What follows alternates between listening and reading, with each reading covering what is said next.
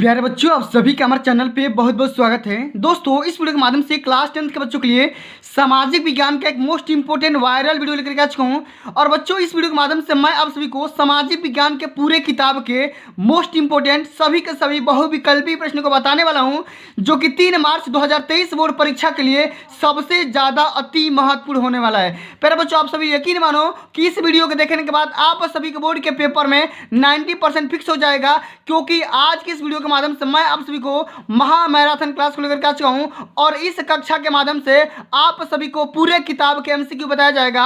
और प्यारे बच्चों, आप सभी को पता है कि आपका जो पेपर होने वाला है सामाजिक विज्ञान का, ये सबसे अंतिम पेपर है। इसलिए अंत भला तो जग भला, आपका जो अंतिम पेपर बढ़िया चला गया तो मान लो कि आपका सब पेपर बढ़िया चला गया। तो आइए सबसे पहले हम प्यारे बच्चों आपको दिखा दे रहे हैं कि इस वीडियो के माध्यम से कितने सारे एमसीक्यू प्रश्नों को हल करेंगे। बहुत सारे, कम से कम प्यारे बच्चों आप सभी को इस वीडियो के माध्यम से कम 100 प्रश्नों को हल कराया जाएगा। इसलिए आप सभी से हम्बल रिक्वेस्ट है कि वीडियो को ध्यान से देखना, अंत तक जरूर देखना, वीडियो को लाइक कर देना, शेयर कर देना, अगर चैनल पर नए हैं तो चैनल को भी सब्सक्राइब जरूर कर देना। आइए सबसे पहला हमारा क्वेश्चन पूछा गया है कि राष्ट्रवाद का प्रारंभ किस देश में हुआ है। ठीक है, राष्ट्रवाद का प्रारंभ किस देश में हुआ है, और वह देश है जर्मनी, इटली, फ्रांस या इंग्लैंड। तो प्यारे बच्चों, सबसे पहले जो राष्ट्रवाद का स्टार्ट किया गया था वो किया गया था फ्रांस देश से। ऑप्शन नंबर का बिल्कुल यहाँ पे राइट आंसर हो जाएगा। बच्चों, इस वीडियो के माध्यम से मैं आप सभी को कम से कम 100 ऐसे बहुविकल्पी प्रश्न बताने वाला हूँ, जिसे अगर आप तैयार कर लेते हो तो बोर्ड के पेपर में आपका 95% या 90% फिक्स हो जाएगा। ये मैं दावे के साथ बोल सकता हूँ। ठीक है, तो चलिए अगला हमारा क्वेश्चन दिया गया है कि फ्रांस में गणतंत्र की घोषणा किस वर्ष हुई थी, ये बताना है। 1815 ईस्वी में, 1830 ईस्वी में, 1848 में या 1871 ईस्वी में। तो प्यारे बच्चों, जो फ्रांस देश था उसको जो गणतंत्र देश की घोषणा की गई थी, कब किया गया था? 1848 ईस्वी में किया गया था। ठीक है, ऑप्शन नंबर का बिल्कुल यहाँ पे राइट आंसर हो जाएगा। समझ गए? चलिए आगे देखते हैं। अगला हमारा क्वेश्चन दिया गया है कि नेपोलियन का संबंध किस देश से था। नेपोलियन किस देश का निवासी था, या अगर ये भी पूछेगा कि नेपोलियन किस देश का निवासी था या किस देश से संबंध रखता था, ये नेपोलियन कहाँ का निवासी था, अगर कोई चीज भी पूछे आपको एक ही जवाब देना है, जर्मनी का, इटली का, फ्रांस का, इंग्लैंड का। तो नेपोलियन कहाँ का निवासी था? तो ये प्यारे बच्चों ये था फ्रांस देश का निवासी था। ऑप्शन नंबर का बिल्कुल यहाँ पे राइट आंसर हो जाएगा। ठीक है, चलिए आगे देखते हैं। अगला हमारा क्वेश्चन दिया गया है कि करो या मरो का नारा किसका था। ठीक है, आप लोग भी अगर आपको पता है तो कमेंट बॉक्स में कमेंट में आप लोग छापते रहिए। ठीक है, चलिए करो या मरो का नारा किसने दिया था? सुभाष चंद्र बोस, चंद्रशेखर आजाद, भगत सिंह या महात्मा गांधी। किसने दिया था? ये दिया था महात्मा गांधी ने। किसने दिया था? महात्मा गांधी के द्वारा दिया गया था करो या मरो। ठीक है, very very most important question है और ये बोर्ड के पेपर में कई बार पूछा जा चुका है। ठीक है, चलो आगे देखते हैं। अगला हमारा क्वेश्चन दिया गया है कि संयुक्त राष्ट्र संघ का मुख्यालय कहाँ पर है। संयुक्त राष्ट्र संघ का मुख्यालय कहाँ पे है? वाशिंगटन डीसी, जिनेवा, न्यूयॉर्क या ऑस्ट्रिया। तो कहाँ पे है प्यारे बच्चों? ये है न्यूयॉर्क में। ऑप्शन नंबर का बिल्कुल यहाँ पे राइट हो जाएगा। ठीक है, चलिए आगे बात करते हैं। ये जो क्वेश्चन है प्यारे बच्चों, बोर्ड के पेपर में ऑलरेडी कई बार पूछा जा चुका है कि महामंदी का प्रारंभ किस वर्ष हुआ था। 1919 में, 1924 में, 1929 में या 1934 में। तो महामंदी की जो शुरुआत की गई थी कब हुआ था? इसका शुरुआत हो गया था सन 1929 में। ऑप्शन नंबर का बिल्कुल यहाँ पे राइट आंसर हो जाएगा। ठीक है, चलिए अब प्यारे बच्चों हम बढ़ेंगे अगले नंबर क्वेश्चन की तरफ। अगला हमारा क्वेश्चन ये बोल रहा है कि अनुबंध व्यवस्था को और किस नाम से जानते हैं। प्यारे बच्चों, ये जो क्वेश्चन है अब की बार के प्री बोर्ड के पेपर में पूछा गया है और ये पिछली बार के बोर्ड के पेपर में पूछा गया था कि अनुबंध व्यवस्था को और किस नाम से जानते हैं। आपसी समझौता, गुलाम प्रथा, सशर्त प्रथा या नई दास प्रथा। तो अनुबंध व्यवस्था को हम क्या जानते हैं? नई दास प्रथा के नाम से जानते हैं। ऑप्शन नंबर चौथा बिल्कुल यहाँ पे राइट आंसर हो जाएगा। समझ में आ गया?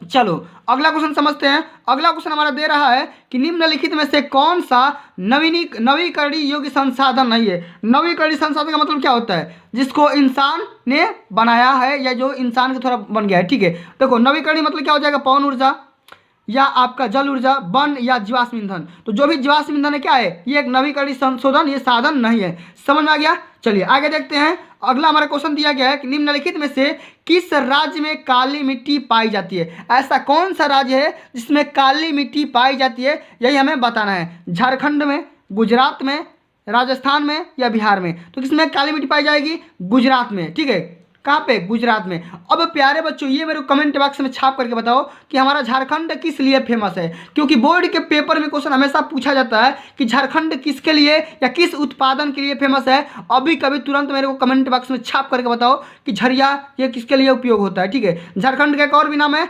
झरिया, ठीक है। अब ये किस लिए फेमस है मेरे कमेंट बॉक्स में छाप करके जरूर बताना। आइए अगला हमारा क्वेश्चन दिया गया है कि पंजाब में भूमि निम्नीकरण का मुख्य कारण क्या है, इसके बारे में बताना है। गहन खेती, वन उन्मूलन, या अधिक सिंचाई, या अति पशुचारण। तो पंजाब में जो भूमि निम्नीकरण का हुआ था उसका मेन रीजन क्या है, अधिक सिंचाई हो जाएगा। ऑप्शन नंबर तीसरा का बिल्कुल यहाँ पे राइट आंसर हो जाएगा, ठीक है। चलिए आगे बढ़ते हैं। अगला हमारा क्वेश्चन दिया गया है प्यारे बच्चों कि भारत में कितने प्रतिशत स्तनधारियों के लुप्त होने का खतरा है। भारत में, इंडिया में कितने परसेंट ऐसे स्तनधारी है जिनको लुप्त होने का खतरा है, मतलब कि डेंजर है, ठीक है। 10%, 20%, 30% या 40%। तो इंडिया में आप सभी के 20% ऐसे स्तनधारी है जिनको लुप्त होने का, समाप्त होने का, खत्म होने का चांस है, ऐसा बताया जा रहा है, ऐसा अनुमान लगाया जा रहा है, ठीक है। चलिए आगे देख लेते हैं। अगला हमारा क्वेश्चन दिया गया है कि सुंदरबन राष्ट्रीय पार्क कहाँ पर स्थित है या किस राज्य में स्थित है, कहाँ पर है ये बताना है कि सुंदरबन नेशनल पार्क कहाँ पे है। असम में है कि उड़ीसा में है कि पश्चिम बंगाल में है कि मध्य प्रदेश में है। तो सुंदरबन राष्ट्रीय पार्क कहाँ पे है, यह है पर बच्चों वेस्ट बंगाल में, यानी कि आपका पश्चिम बंगाल इसका राइट आंसर हो जाएगा, ठीक है। बहुत ही मोस्ट इंपोर्टेंट क्वेश्चन है, सभी क्वेश्चन को तैयार कर लो। एक बात और प्यारे बच्चों, अगर आप इसका पीडीएफ प्राप्त करना चाहते हैं तो पीडीएफ कहाँ से मिलेगा, कैसे मिलेगा, मैं आप सभी को इसका जवाब मैं आप सभी को वीडियो के एंड में बता दूंगा, ठीक है। चलो आगे देख लेते हैं। अगला हमारा क्वेश्चन दिया गया है कि सलाल बांध किस नदी पर बना हुआ है। सलाल बांध किस नदी पर बना है, महानदी, चिनाब, सतलुज या कृष्णा। तो महानदी पे कहाँ पे बना हुआ है सलाल बांध, ये बना था भैया, ये हमारा बन गया था चिनाब पे, ठीक है। ऑप्शन नंबर सेकंड बिल्कुल यहाँ पे राइट आंसर हो जाएगा। आगे बढ़ते हैं। अगला हमारा क्वेश्चन दिया गया है कि भूदान आंदोलन किसके द्वारा प्रारंभ किया गया था। भूदान, भूदान का मतलब क्या होता है, भू मतलब होता है भू या जमीन या धरती, तो आदान मतलब क्या होता है किसी को दे देना, ठीक है। तो भूदान आंदोलन किसके द्वारा आरंभ किया गया था, महात्मा गांधी, जवाहरलाल नेहरू, विनोबा भावे या इंदिरा गांधी। तो भूदान आंदोलन किसके द्वारा आरंभ किया गया था, यह किया गया था विनोबा भावे के द्वारा, ठीक है। ऑप्शन नंबर तीसरा का बिल्कुल यहाँ पे राइट आंसर हो जाएगा, समझ में आ गया। चलिए अब आगे बढ़ते हैं। अगला हमारा क्वेश्चन दिया गया है पर बच्चों, अगला हमारा क्वेश्चन ये बोला जा रहा है कि निम्नलिखित में से कौन सी एक रेशेदार फसल है, माने ऐसा कौन सा फसल है जिसे हम रेशेदार फसल के नाम से जानते हैं। जूट, कॉफी, जौ या रबर। तो किसे जानते हैं रेशेदार फसल, सभी को पता हो गया कि जूट को हम क्या बोलते हैं, रेशेदार फसल जानते हैं। क्यों, क्योंकि जूट के माध्यम से क्या होता है, उसमें रेशे वगैरह होते हैं, रेशेदार होते हैं, रेशा निकलता रहता है एकदम पतले पतले धागों की तरह, समझ में आ गया। चलिए ऑप्शन नंबर पहला बिल्कुल यहाँ पे राइट आंसर हो जाएगा। आगे बढ़ते हैं। अगला हमारा क्वेश्चन आ गया जो मैंने आप सभी से पूछा था कि झरिया किसके लिए प्रसिद्ध है, किसके लिए फेमस है, झारखंड किसके लिए फेमस है, किसके लिए उसका नाम जाना जाता है। लौह अयस्क के लिए, कोयला के लिए, तांबा के लिए या बॉक्साइट के लिए, बॉक्साइट के लिए। तो झरिया हमारे किसके लिए फेमस है, अभी कभी तुरंत कमेंट बॉक्स में छाप करके बताओ क्या हो जाएगा, कोयला के लिए हो जाएगा। ऑप्शन नंबर सेकंड बिल्कुल यहाँ पे राइट आंसर हो जाएगा। अब कोई भी अगर पूछेगा कि झरिया किसके लिए फेमस है, झारखंड किसके लिए फेमस है, तो क्या बताओगे, कोयला के लिए बताओगे, क्या बताओगे, कोयला के लिए, समझ में आ गया। चलिए आगे बढ़ते हैं। अगला हमारा क्वेश्चन दिया गया है कि निम्नलिखित में से किस वस्तु का निर्यातक भारत नहीं है। ऐसी कौन सी वस्तु है जिसका निर्यातक इंडिया नहीं करता है। कॉफ़ी, उर्वरक, तंबाकू या चाय। इंडिया उर्वरक का कभी भी ये निर्यात नहीं करता है, बाकी काफ़ी, तंबाकू, चाय सबका एक्सपोर्ट करता है, लेकिन उर्वरक का कभी नहीं करता है, ठीक है। ऑप्शन नंबर सेकंड बिल्कुल यहाँ पे राइट आंसर हो जाएगा, समझ में आ गया। चलिए आगे बढ़ जाते हैं। अगला हमारा क्वेश्चन दिया गया है बच्चों कि ग्रामीण स्तर पर संचालित प्रशासन को क्या कहते हैं। Very very most important question है कि ग्रामीण स्तर पर संचालित प्रशासन क्या बोलेंगे, स्थानीय प्रशासन, पंचायत या ग्राम सभा या ग्रामोदय। अगर आपको इन सभी प्रश्नों का आंसर पता है तो कमेंट बॉक्स में ऐसा ही छापते रहिए जैसे अभी अभी छाप रहे हो, ठीक है। चलिए तो ग्रामीण स्तर पर संचालित प्रशासन को क्या बोलेंगे, उसको हम बोलेंगे स्थानीय प्रशासन। ऑप्शन नंबर पहला बिल्कुल यहाँ पे राइट आंसर हो जाएगा। समझ में आ रहा है कि नहीं, अगर समझ में आ रहा है तो एक बार प्यार से वीडियो को लाइक कर दो, प्यार से शेयर कर दो, और चैनल पर अभी तक नए हो, ठीक है, तो चैनल को सब्सक्राइब कर लो, ठीक है, आप हमारे मेंबरशिप ज्वाइन कर लो, ठीक है। चलो आगे बढ़ते हैं। अगला हमारा क्वेश्चन दिया गया है कि नेपाल में लोकतंत्र की स्थापना कब की गई थी। 2005 में, 2006 में, 2008 में या 2015 में? तो नेपाल में जो लोकतंत्र की स्थापना हुई थी वो कब हुई थी? सन 2008 के दौरान की गई थी। ऑप्शन नंबर तीसरा का बिल्कुल यहाँ पे राइट आंसर हो जाएगा। समझ में आ गया? चलिए आगे बढ़ते हैं। अगला हमारा क्वेश्चन दिया गया है कि मानवाधिकार दिवस कब मनाया जाता है? मानवाधिकार 10 दिसंबर, 5 सितंबर, 14 नवंबर या 15 अगस्त? तो कब मनाया जाता है प्यारे बच्चों? मानवाधिकार दिवस मनाया जाता है 10 दिसंबर को। कब मनाया जाता है? 10 दिसंबर को। और एक बात मेरे को अभी तुरंत कमेंट बॉक्स में छाप करके बताओ कि 5 सितंबर को क्या मनाया जाता है, 14 नवंबर को क्या मनाया जाता है और 15 अगस्त को क्या मनाया जाता है? अभी कभी वीडियो को रोको और इन तीनों का जवाब मेरे को अभी कभी तुरंत कमेंट बॉक्स में के माध्यम से दे दो, ठीक है? मैं कमेंट रीड करता हूँ, कौन सही कमेंट करता है, कौन बुरा कमेंट करता है, सबका मैं कमेंट रीड करता हूँ, ठीक है? ऐसा नहीं है कि किसी का मैं कमेंट छोड़ता नहीं हूँ, सबका रीड करता हूँ, ठीक है? चलिए प्यारे बच्चों, अभी तक हमने कुल 20 MCQ को कवर कर लिया। अब हम 20 MCQ के अगले सीरीज के माध्यम से पढ़ेंगे। यहाँ पे देख सकते हैं कि देखो यहाँ पे आ गया कि कक्षा 10 सामाजिक विज्ञान 2023 बोर्ड परीक्षा 20 महत्वपूर्ण बहुविकल्पी प्रश्न। इसके माध्यम से भी हम क्या करेंगे? 20 MCQ को देखेंगे। इसी तरीके से 2-3 सीरीज को देखते रहेंगे तब तक जब तक कि हमारा पूरे यहाँ पे किताब के MCQ समाप्त नहीं हो जाते हैं। और मेरे बच्चों यकीन मानो किसी में से आप सभी के बोर्ड के पेपर में क्वेश्चन आएंगे, इससे बाहर नहीं आएंगे, ये मैं दावे के साथ बोल रहा हूँ, ठीक है? आओ इस क्वेश्चन का, इस सीरीज का सबसे पहले यहाँ पे क्वेश्चन दिया गया है कि भारत का सबसे लंबा राष्ट्रीय राजमार्ग नेशनल हाईवे कौन सा है? इंडिया का सबसे लॉन्गेस्ट राजमार्ग कौन सा भैया, नेशनल हाईवे कौन सा है? NH44, NH8, NH11 या NH88? इसमें से कमेंट करके तुरंत बताओ कि इंडिया में सबसे लंबा राष्ट्रीय मार्ग कौन सा है? यह है प्यारे बच्चों नेशनल हाईवे 44। ऑप्शन नंबर पहला बिल्कुल यहाँ पे राइट आंसर हो जाएगा। और ये बोर्ड के पेपर में अब की बार पक्का पूछेगा, गारंटी लिखवा लो। भले आपके कोड में आए चाहे ना आए, लेकिन आपको पता होगा कि आपके यूपी बोर्ड से संबंधित 7 कोड आपके पेपर के तैयार किए जाते हैं। 7 कोड में से कोई एक कोड में ये क्वेश्चन आएगा ही आएगा, क्योंकि पिछली बार ये क्वेश्चन आया हुआ था, ठीक है? चलो आगे देख लेते हैं। अगला हमारा क्वेश्चन दिया गया है कि सूचना पाने का अधिकार अधिनियम कब पारित किया गया था?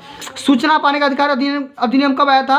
अक्टूबर 2005 में, मार्च 2005 में, जनवरी 2006 में, अप्रैल 2007 में। प्यारे बच्चों सूचना पाने का जो अधिकार आया था ये कब आया था? ये आया था अक्टूबर 2005 में। अब मेरे को ये बताओ कमेंट के माध्यम से, ये जो RTI है, राइट टू इन्फॉर्मेशन, RTI है, इसी को हम बोलते हैं सूचना पाने का अधिकार बोलते हैं। इसको क्या बोलते हैं? सूचना पाने का अधिकार बोलते हैं। किसको?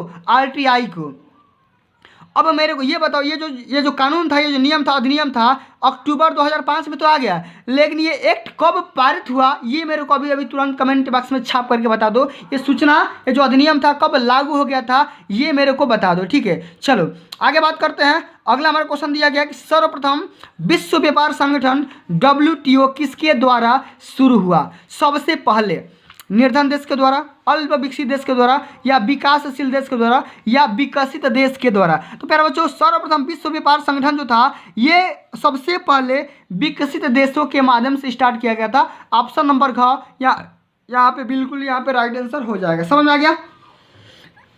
चलिए आगे बढ़ते हैं। अगला हमारा क्वेश्चन दिया गया है कि किस वर्ष महात्मा गांधी राष्ट्रीय ग्रामीण रोजगार गारंटी एक्ट योजना चलाई गई थी? यानी जो भी आपका मनरेगा होता है, मनरेगा का ही फुल फॉर्म होता है महात्मा गांधी राष्ट्रीय ग्रामीण रोजगार गारंटी, ठीक है? अब देखो ये जो एक्ट है कब आया था? 2008 में, 2010 में, 2005 में या 2000 में? कब आया था प्यारे बच्चों? ये आया था प्यारे बच्चों 2005 में। और कब लागू हुआ था? इसके जस्ट 1 साल बाद लागू हो गया था। सन 2006 में ये लागू हो गया था, एक्ट पारित हो गया था। समझ में आ गया? चलिए आगे बढ़ते हैं। अगला हमारा क्वेश्चन दिया गया कि निम्नलिखित में से किसे औसत आय भी कहते हैं? एवरेज इनकम किसे बोलते हैं? कुल आय को, राष्ट्रीय आय को, घरेलू आय को या प्रति व्यक्ति आय को बोलेंगे? तो औसत आय किसे बोलेंगे? ये हम बोलेंगे प्रति व्यक्ति आय को क्या बोलेंगे? औसत आय, यानी कि एवरेज इनकम बोलेंगे। समझ में आ रहा है? समझ में आ रहा है तो एक बार प्यार से वीडियो को लाइक कर दो, शेयर कर दो, ठीक है? ये काम करना मत भूलिए, ठीक है? चलो आगे बात करते हैं। अगला हमारा क्वेश्चन दिया गया है कि शिकायतों का बना रहना लोकतंत्र की किस चीज का प्रतीक है? शिकायतों का बना रहना किस चीज का प्रतीक है? असफलता का, सफलता का, आज़ादी का या खुशी का? देखो, शिकायतों का बना रहना लोकतंत्र की सफलता का प्रतीक है। ऑप्शन नंबर सेकंड बिल्कुल यहाँ पे राइट आंसर हो जाएगा, क्योंकि सभी को पता है जो भी राजनीति होती है उसमें कुछ ना कुछ कमियां हमेशा रहती ही है और लोग उसी पे कमेंट उछालते रहते हैं। समझ में आ गया? चलिए आगे देखते हैं। अगला हमारा क्वेश्चन पूछा गया है कि आंदोलन जनता की किस चीज़ की भागीदारी पर निर्भर करता है? बंद हड़ताल पर, दबाव समूह पर, विरोध पर या स्वतः स्फूर्ति पर? तो आंदोलन जो होती है जनता की दबाव समूह पर, भागीदारी पर निर्भर करता है। ठीक है, जिस तरीके से जनता अगर दबाव देगी उसी तरीके से कानून पारित होंगे, उसी तरीके से आंदोलन किए जाएंगे बढ़िया तरीके से। समझ में आ गया? चलिए अब प्यारे बच्चों हम बात करेंगे अगले नंबर क्वेश्चन के बारे में। अगला हमारा क्वेश्चन पूछा गया है कि भारत में यहाँ औरतों के लिए आरक्षण की व्यवस्था है, मतलब इंडिया में औरतों के लिए किस प्रकार की आरक्षण की व्यवस्था है ये हमें बताना है। कैसे करोगे? समझो, लोकसभा की, विधानसभा की, मंत्रिमंडल की या पंचायती राज संस्थाएं की? किसकी व्यवस्था है भैया? ये है प्यारे बच्चों पंचायती राज संस्थाएं की आरक्षण की व्यवस्था है। क्वेश्चन नंबर 8 का यहाँ पे ऑप्शन नंबर का बिल्कुल यहाँ पे राइट आंसर हो जाएगा। समझ में आ गया? चलिए आगे बात करते हैं। अगला हमारा क्वेश्चन दिया गया है प्यारे बच्चों कि सामाजिक विभाजनों की राजनीति का परिणाम कितनी चीज़ों पर डिपेंड करता है या निर्भर करता है? सामाजिक विभाजनों की राजनीति का परिणाम कितनी चीज़ों पर निर्भर करता है? 4 चीज़ों पर, 3 चीज़ों पर या 7 पे या 2 पे? कितनी चीज़ों पर डिपेंड करता है प्यारे बच्चों? ये करता है 3 चीज़ों पर। ऑप्शन नंबर तीसरा बिल्कुल यहाँ पे राइट आंसर हो जाएगा। समझ में आ गया? चलिए आगे बढ़ते हैं। अगला हमारा क्वेश्चन दिया गया है कि भारत में पंचायती राज की स्थापना कब की गई थी? भारत में पंचायती राज की स्थापना कब की गई थी? सन 1980 में, 1990 में, 1992 में, 2004 में। तो भारत में जो पंचायती राज्य की स्थापना की गई थी ये प्यारे बच्चों की गई थी सन 1992 ईस्वी के दौरान। ऑप्शन नंबर तीसरा बिल्कुल यहाँ पे राइट आंसर हो जाएगा। समझ में आ गया? चलिए आगे देखते हैं। अगला हमारा क्वेश्चन दिया गया है कि निम्नलिखित में से कौन सा संघीय राज्य नहीं है? इसमें से ऐसा कौन सा ऑप्शन है जो कि संघीय राज्य की सूची में शामिल नहीं किया गया है? मणिपुर, हिमाचल प्रदेश, अरुणाचल प्रदेश या दिल्ली? प्यारे बच्चों ये जो दिल्ली है ना, ये दिल्ली को संघीय राज्य की सूची में शामिल नहीं किया गया है। ये क्या है? ये एक केंद्र शासित प्रदेश है। क्या है? ये एक केंद्र शासित प्रदेश है। आप सभी लोग इस बात को ध्यान में जरूर रखिएगा। ठीक है, आगे बढ़ते हैं। अगला हमारा क्वेश्चन दिया गया है प्यारे बच्चों कि प्रांतीय प्रशासन का संचालन कौन करता है? प्रांतीय प्रशासन का संचालन कौन करता है? प्रधानमंत्री, मुख्यमंत्री, राज्यपाल या जिलाधिकारी? कौन करते हैं प्यारे बच्चों? अगर पता है तो कमेंट बॉक्स में छापते रहो, ऐसा ही छापते रहो कि प्रांतीय प्रशासन का संचालन कौन करता है? ये करते हैं मुख्यमंत्री। ऑप्शन नंबर पहला बिल्कुल यहाँ पे राइट आंसर हो जाएगा। समझ में आ गया? चलिए आगे बढ़ते हैं। अगला हमारा क्वेश्चन दिया गया है कि बेल्जियम की राजधानी कहाँ पर है? Very very most important question है कि बेल्जियम की राजधानी कहाँ पर है? यह है ब्रुसेल्स, ब्राजील, बैंकॉक या न्यूयॉर्क? कहाँ पे है? बेल्जियम की राजधानी कहाँ पे है? यह है प्यारे बच्चों ब्रुसेल्स में। ऑप्शन नंबर पहला बिल्कुल यहाँ पे राइट आंसर हो जाएगा। समझ में आ गया? चलिए आगे बढ़ते हैं। अगला हमारा क्वेश्चन दिया गया है कि श्रीलंका स्वतंत्र राष्ट्र कब घोषित किया गया? ठीक है, 1947 में, 1950 में, 1948 में या 1945 ईस्वी में? जो हमारा श्रीलंका देश है ये जो इसको कब आज़ादी मिली थी? इसको मिली थी हमारे आज़ाद होने के जस्ट 1 साल बाद 1948 ईस्वी में। ऑप्शन नंबर तीसरा का बिल्कुल यहाँ पे राइट आंसर हो जाएगा। समझ में आ गया?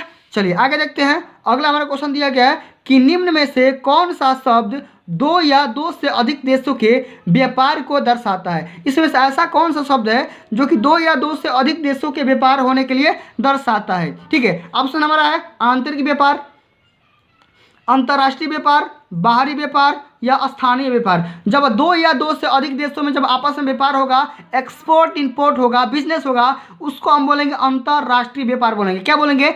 इंटरनेशनल बिजनेस बोलेंगे। क्या बोलेंगे? इंटरनेशनल बिजनेस बोलेंगे। समझ में आ गया? चलिए अब आगे बढ़ते हैं। अगला हमारा क्वेश्चन दिया गया है प्यारे बच्चों, समझ सकते हो कि निम्नलिखित में से कौन सा गैर परंपरागत ऊर्जा स्रोत है? इसमें यह बताना है कि गैर परंपरागत ऊर्जा का स्रोत कौन सा है? कोयला है कि पेट्रोलियम है कि सौर ऊर्जा है कि प्राकृतिक गैस है? कौन है? कमेंट बॉक्स में अभी कभी तुरंत छाप करके बता दो कि भैया गैर परंपरागत ऊर्जा के स्रोत कौन है। ये है प्यारे बच्चों सौर ऊर्जा। गैर परंपरागत मतलब होता है non conventional source of energy, मतलब जिसको इंसान नहीं बना सकता है और इसको हम कभी ख़त्म नहीं कर सकते हैं और ये बार बार इसके यूटिलाइज कर सकते हैं। समझ में आ गया? गैर परंपरागत ऊर्जा का स्रोत वही होता है जिसको हम बार बार यूज कर सकते हैं। समझ में आ गया? चलिए आगे बात करते हैं। अगला हमारा क्वेश्चन पूछा गया है कि निम्न में से कौन सी खरीफ की फसल है। प्यारे बच्चों, ये जो क्वेश्चन है बोर्ड के पेपर में हर बार पूछा जाता है, ठीक है, कि कौन सी वस्तु खरीफ की फसल, कौन सी फसल खरीफ है, कौन सी फसल रबी है,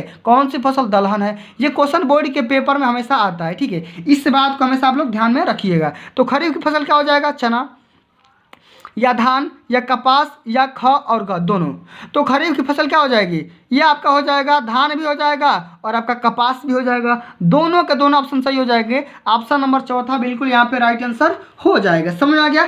चलिए आगे बढ़ जाते हैं। अगला हमारा क्वेश्चन इसमें पूछा जा रहा है कि जर्मनी को किस वर्ष एक स्वतंत्र राष्ट्र राज्य घोषित किया गया? ठीक है, जर्मनी को किस वर्ष एक स्वतंत्र राज्य घोषित किया गया? 1871 ईस्वी को, 72 में, 1876 या 1880। तो कब किया गया था? सन 1871 ईस्वी में जर्मनी को एक स्वतंत्र राष्ट्र घोषित किया गया था। समझ में आ गया? चलिए आगे बात करते हैं। अगला हमारा क्वेश्चन दिया गया है कि असहयोग आंदोलन का मुख्य कारण क्या था। Very very most important question है, क्योंकि ये बोर्ड के पेपर में यही सब सारे क्वेश्चन फंसने वाले हैं, छपेंगे। असहयोग आंदोलन का मुख्य कारण क्या था? रॉलेट एक्ट, प्रथम विश्व युद्ध, खिलाफत आंदोलन या द्वितीय विश्व युद्ध। कौन सा है भैया? ये है आपका खिलाफत आंदोलन। ऑप्शन नंबर पहला है, सॉरी तीसरा यहाँ पे राइट आंसर हो जाएगा। समझ में आ गया? चलिए आगे बढ़ते हैं। अगला हमारा क्वेश्चन दिया गया है कि महिलाओं की समाज में बराबरी की मांग के आंदोलन को क्या कहा जाता है। महिलाओं की समाज में बराबरी की मांग को क्या बोलते हैं? महिला मुक्ति आंदोलन, नारीवादी आंदोलन, स्त्री शक्ति या इनमें से कोई नहीं। तो महिलाओं की समाज में बराबरी की मांग करने के लिए जो भी आंदोलन किए जाते हैं उसको हम बोलते हैं नारीवादी आंदोलन बोलते हैं। ऑप्शन नंबर सेकंड बिल्कुल यहाँ पे राइट आंसर हो जाएगा। समझ में आ गया? चलिए अब प्यारे बच्चों हम आगे बढ़ते हैं। अगला हमारा क्वेश्चन समझ सकते हैं। अगला हमारा क्वेश्चन बोल रहा है कि बहुराष्ट्रीय कंपनियों के द्वारा किए गए निवेश को क्या बोलते हैं। ठीक है, अगर कोई बहुराष्ट्रीय कंपनियां है, अगर वो निवेश कर रही है तो उसको हम क्या बोलेंगे? ठीक है, उसको हम क्या बोलेंगे? उत्पादन बोलेंगे कि आपका वितरण बोलेंगे, क्या आपका विदेशी निवेश बोलेंगे, क्या आपका व्यय बोलेंगे? क्या बोलेंगे? अभी तुरंत मेरे को कमेंट बॉक्स में छाप करके बताओ। ठीक है, क्या बोलेंगे? उनको हम बोलेंगे विदेशी निवेश बोलेंगे। ऑप्शन नंबर तीसरा का बिल्कुल राइट आंसर होगा। क्यों? क्योंकि जो बहुराष्ट्रीय कंपनियां होती है अगर कहीं जा करके बाहर में निवेश करेगी, चाहे बाहरी कंपनियां अगर आपके देश में अगर निवेश कर रही है उसको क्या बोलेंगे? विदेशी निवेश बोलेंगे। समझ में आ गया? चलिए आगे देखते हैं। अगला हमारा क्वेश्चन दिया गया है कि विश्व व्यापार संगठन की स्थापना कब की गई थी। अभी मैंने आपको जस्ट बताया था कि विश्व व्यापार संगठन की स्थापना कब की गई थी? 1993 में, 1995 में, 1990 में या 1985 में। कब किया गया था प्यारे बच्चों? ये किया गया था सन 1995 ईस्वी के दौरान। ऑप्शन नंबर सेकंड बिल्कुल यहाँ पे राइट आंसर हो जाएगा। चलिए आगे देखते हैं। अगला हमारा क्वेश्चन दिया गया है कि विश्व व्यापार संगठन की स्थापना कहाँ हुई थी? न्यूयॉर्क में, वाशिंगटन में या जिनेवा में या ऑस्ट्रेलिया में? कहाँ हुई थी? ये हो गया था आप सभी का जिनेवा में। ऑप्शन नंबर तीसरा का बिल्कुल यहाँ पे राइट आंसर हो जाएगा। अगला हमारा क्वेश्चन दिया गया है एक मार्क किन वस्तुओं के लिए प्रमाणिक चिन्ह है? एक मार्क किन वस्तुओं के लिए प्रमाणिक चिन्ह है भैया? उत्पादित सामान के लिए, स्वर्ण व चांदी के लिए, उत्पादित मशीन के लिए या खाद्य पदार्थ के लिए? एक मार्क किन वस्तुओं के लिए फेमस है भैया? यह है आप सभी का खाद्य पदार्थ के लिए, खाने योग्य पदार्थों के लिए है। ठीक है, चलिए आगे बढ़ते हैं। अगला हमारा क्वेश्चन पूछा जा रहा है कि कौन सा क्षेत्र अधिक रोजगार देता है? इसमें से ऐसा कौन सा क्षेत्र है जो हमें अधिक नौकरी दे सकता है, अधिक जॉब दे सकता है? द्वितीय क्षेत्र, प्राथमिक क्षेत्र, तृतीय क्षेत्र या इनमें से कोई नहीं? तो इसमें से कौन सा ऐसा क्षेत्र है जो हमें अधिक रोजगार देता है? तो ये पेरा बच्चों हो जाएगा प्राथमिक यहाँ पे क्षेत्र हो जाएगा। ऑप्शन नंबर सेकंड बिल्कुल यहाँ पे राइट आंसर हो जाएगा। ठीक है, चलिए आगे बढ़ते हैं। अगला हमारा क्वेश्चन पूछा जा रहा है कि कौन सा क्षेत्र अधिक रोजगार दिया? मैंने बता दिया। अगला ये क्वेश्चन है कि जीडीपी से क्या समझते हैं? Very very most important question है। ये पूछा जा रहा है कि जीडीपी का पूरा नाम या जीडीपी का फुल फॉर्म बताओ। जीडीपी का पूरा नाम क्या होता है या जीडीपी का से तात्पर्य क्या होता है या जीडीपी सब क्या समझते हैं? सकल घरेलू उत्पाद, विशाल घरेलू उत्पाद, सकल घरेलू उत्पाद या सकल दैनिक उत्पाद? ये देखो ये दोनों ऑप्शन सेम है, ये थोड़ा सा मिसमैच है। सकरल है, क्या है ये? सकल घरेलू उत्पाद है और ये सकल घरेलू उत्पाद है। तो जीडीपी का पूरा नाम क्या हो जाएगा? सकल घरेलू उत्पाद हो जाएगा, ग्रास डोमेस्टिक प्रोडक्ट हो जाएगा। क्या होता है इंग्लिश में? Grass domestic product. ठीक है, आप सभी को याद होना चाहिए। समझ में आ गया? चलिए आगे बात करते हैं। अगला हमारा क्वेश्चन पूछा गया है बच्चों कि श्रीलंका एक कैसा देश है। श्रीलंका एक देश है, कैसा देश है बताना है। प्रायद्वीपीय देश है कि सीमांत देश है कि द्वीपीय देश है कि प्रांतीय देश है। कैसा देश है प्यारे बच्चों? तो श्रीलंका एक हमारा कैसा देश है? ये है प्यारे बच्चों प्रायद्वीपीय देश है। ऑप्शन नंबर पहला बिल्कुल यहाँ पे राइट आंसर हो जाएगा। समझ में आ गया? चलिए आगे बढ़ते हैं। अगला हमारा क्वेश्चन पूछा गया है कि बेल्जियम में किस प्रकार की सरकार है। माना बेल्जियम में किस प्रकार की सरकार है? सामूहिक सरकार है कि राजतंत्र की सरकार है कि सामुदायिक की सरकार है कि एक पक्षी की सरकार है। अब बेल्जियम में किस प्रकार की सरकार है ये हमें बताना है। तो कैसी सरकार है? ये यहाँ पे सामुदायिक सरकार है। कैसी सरकार है? सामुदायिक सरकार है। समझ में आ गया? चलिए आगे बढ़ते हैं। अगला हमारा क्वेश्चन पूछा गया है कि देश की अखंडता तथा एकता के लिए क्या आवश्यक है। माने देश की अखंडता मतलब क्या होता है? माने देश आपका टूटे ना, बिखरे ना। ठीक है, देश आपका कंबाइंड रहे। ठीक है, और उसमें यूनिटी रहे। तो इसके लिए किस चीज़ की आवश्यकता होती है? सत्ता की साझेदारी, सत्ता का विभाजन या राजतंत्र या इनमें से कोई नहीं। तो देश की अखंडता और एकता के लिए सत्ता की साझेदारी आवश्यक होती है। ऑप्शन नंबर पहला बिल्कुल यहाँ पे राइट आंसर हो जाएगा। समझ में आ गया? चलिए आगे बढ़ जाते हैं। अगला क्वेश्चन पूछा गया है कि भारत में प्रमुख साधन कौन है। माने इंडिया में किस प्रकार के साधन को माने बढ़िया साधन माना गया है या उसी को प्रायोरिटी दी जा रही है? पाइपलाइन को, सड़क परिवहन को या रेल परिवहन को या जल परिवहन को। तो अभी तक प्यारे बच्चों इंडिया में आप सभी जो फेमस लाइन मतलब कि साधन है वो हो जाएंगे सड़क परिवहन, क्योंकि सड़क के माध्यम से हर जगह जाना पॉसिबल है। बाकी पाइपलाइन, रेल परिवहन, जल परिवहन के माध्यम से हर जगह जाना पॉसिबल नहीं हो गया। ठीक है, समझ में आ गया? चलिए आगे बढ़ते हैं। अगला हमारा क्वेश्चन पूछा गया है कि बड़ी लाइन की चौड़ाई कितनी होती है। तो बड़ी लाइन की चौड़ाई कितनी होती है भैया? 1676 मिलीमीटर कि 1000 मिलीमीटर कि 762 मिलीमीटर कि 610 मिलीमीटर। तो बड़ी लाइन की जो चौड़ाई होती है ये होती है 1676 मिलीमीटर हो जाएगी। ऑप्शन नंबर पहला बिल्कुल यहाँ पे राइट आंसर हो जाएगा। समझ में आ गया? चलिए आगे देखते हैं। अगला हमारा क्वेश्चन पूछा गया है कि भारत में पवन ऊर्जा का विशाल केंद्र कहाँ है।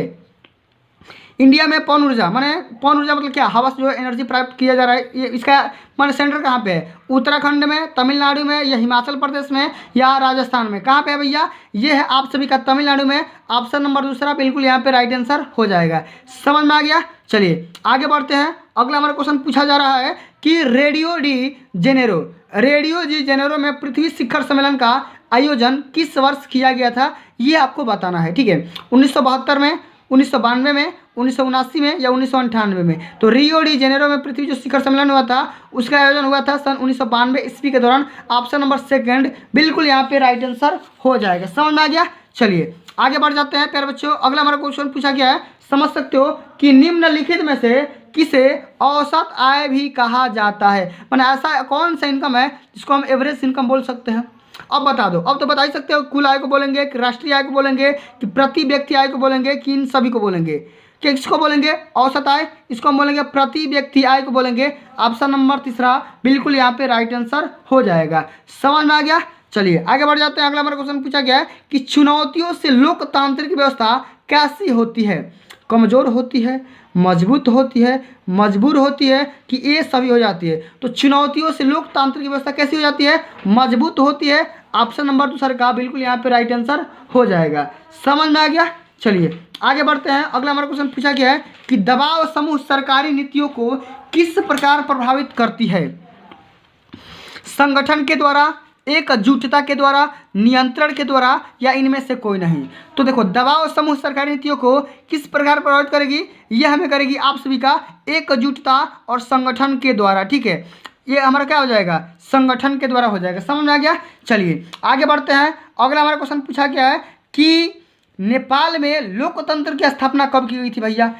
2005 में, 2006 में, 2008 में या 2015 में? तो नेपाल में लोकतंत्र की स्थापना कब की गई थी? यह की गई थी सन 2008 में। कब किया गया था? सन 2008 में। ये मैंने ऑलरेडी आप सभी को बता रखा है। ठीक है, चलो आगे बढ़ते हैं। अगला हमारा क्वेश्चन पूछा गया है कि भारत में विधायिका महिला प्रतिनिधियों का अनुपात कितना है? भारत में विधायिका महिला प्रतिनिधियों का अनुपात कितना है भैया? रेशियो बताना है। बहुत ही कम है कि बहुत अधिक है कि एक समान है कि कोई नहीं है? तो इंडिया में जो भी विधायिका है उनकी जो प्रतिनिधियों की संख्या है वो क्या है? बहुत ही कम है। ऑप्शन नंबर पहला बिल्कुल यहाँ पे राइट आंसर हो जाएगा। ठीक है, चलिए आगे बढ़ते हैं। अगला हमारा क्वेश्चन पूछा गया है कि महिलाओं की समाज में बराबरी की मांग को लेकर के आंदोलन को क्या कहते हैं। ठीक है, जो भी महिलाएं होती है उनको समाज में बराबरी का हिस्सा मांगने के लिए अगर हम कुछ भी आंदोलन करेंगे तो उसको क्या बोलेंगे? महिला मुक्ति आंदोलन, नारीवादी आंदोलन, स्त्री शक्ति, या इनमें से कोई नहीं। तो क्या हो जाएगा बच्चों? ये हो जाएगा नारीवादी आंदोलन हो जाएगा। ठीक है, ऑप्शन नंबर दूसरा बिल्कुल यहाँ पे राइट आंसर हो जाएगा। ठीक है, समझ गए। चलिए आगे बात करते हैं। अगला हमारा क्वेश्चन दिया गया है कि अमेरिका सामाजिक विभाजन के कारण कौन थे। ठीक है, अमेरिका सामाजिक विभाजन के रीजन कौन थे ये हमें बताना है। अमीर और गरीब, आधुनिक और रूढ़िवादी, श्वेत और अश्वेत, या इनमें से कोई नहीं। तो फिर बच्चों इस क्वेश्चन का आंसर आप लोग मेरे को कमेंट बॉक्स में छाप करके बताइएगा। ये मैं आपके लिए जीवन दान दे रहा हूँ और इस क्वेश्चन का आंसर मेरे को कमेंट बॉक्स में चाहिए ही चाहिए, जरूर चाहिए। आपको कैसे करना है, क्या करना है, इसके लिए गूगल करो या अपने सर से पूछो या अपने घर वालों से पूछो या अपने बड़े भैया से पूछो, किसी से ही पूछो, लेकिन पूछ करके मेरे को जरूर बताना है। ठीक है, आज के लिए फिर बच्चों बस इतना ही। अब हम बात करते हैं कि इसका PDF कहाँ से मिलेगा, कैसे मिलेगा PDF। ठीक है, फिर बच्चों सबसे पहले बात सुनो। ठीक है, एक बात मेरा ध्यान से सुनो, मैं यहाँ पे आप सभी कुछ यहाँ पे निर्देश देना चाहता हूँ और यहाँ पे कुछ आप सभी को सलाह देना चाहता हूँ। ठीक है, सभी बच्चे ध्यान से सुनेंगे मेरी बात को। ठीक है बच्चों, बात यहाँ पे ये आती है, ठीक है, कि बात यहाँ पे ये आती है, देखो आपका जो सामाजिक विज्ञान का जो पेपर है आपका है 3 मार्च का पेपर। कब है? 3 मार्च का। लेकिन आपको ध्यान होना चाहिए कि 3 मार्च से पहले आपका अंग्रेजी का पेपर है, वो किस तारीख को है? वो है फिर बच्चों 1 मार्च। कब है? वो है 1 मार्च को। लेकिन होगा क्या कि 1 मार्च के पेपर देने के बाद आपके पास सामाजिक विज्ञान को पेपर देने के लिए बहुत ही कम समय बचेगा। तो इसको ध्यान में रखते हुए आप लोग सामाजिक विज्ञान को धीरे धीरे स्टार्ट कर दो और पढ़ो। जितना बता रहा हूँ सारे वीडियो देख लो, आपका बहुविकल्पी में एक भी नंबर नहीं कटेगा और मैं आप सभी को लॉन्ग आंसर, शॉर्ट आंसर सब कुछ मैं लाऊंगा। वीडियो के माध्यम से आपको बताया जाएगा। Previous year paper, pre board paper, अर्धवार्षिक पेपर, साथ में मोस्ट इंपोर्टेंट आप सभी के मॉडल पेपर मैं लाता रहूँगा। इसलिए आप सभी हम्बल रिक्वेस्ट है कि जितना मैं आप सभी को यहाँ पे मेहनत करके ला रहा हूँ, आपका भी दायित्व तो बनता है सभी वीडियो को देखते रहो, लाइक करते रहो, शेयर करते रहो और सभी को देख लो। अब हम बात करेंगे कि इसका PDF कहाँ से मिलेगा।